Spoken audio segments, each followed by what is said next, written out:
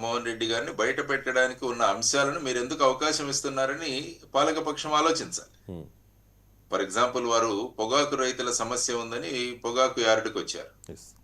ఆ తర్వాత వచ్చేసి మొన్న ఈ మామిడి పళ్ళు ఏదైతే ఉందో వాళ్ళ ప్రాసెసింగ్ వీటన్నిటి యొక్క సమస్యల వల్ల ఏం జరుగుతోంది అన్నది వాళ్ళు ఆలోచించుకోవాల్సిన విషయం. హ్మ్. ఆ తర్వాత ఆయన విజిట్ చేసిన తర్వాత అనేక వాటిలో మార్పులు తీసుకొస్తున్నారు.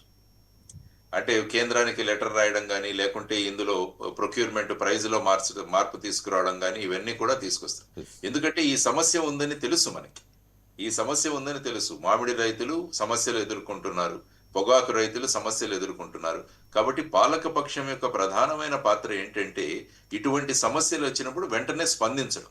వాళ్ళు స్పందించకుండా ఉంటే ఏమవుతుందంటే, ప్రతిపక్ష నాయకుడిగా ఆయన వెళ్లి అవకాశం అక్కడ లేదు. ఆ ప్రజా అంశాలను లేవనెత్తాల్సిన బాధ్యత ఆయన మీద ఉంది. యెస్. కాబట్టి ఆయన అక్కడికి వెళ్ళడం వల్ల ఈ విధంగా జరిగింది అన్న జస్టిఫికేషన్ ఏదైతే ఉందో అది కరెక్ట్ కాదు. హ్మ్.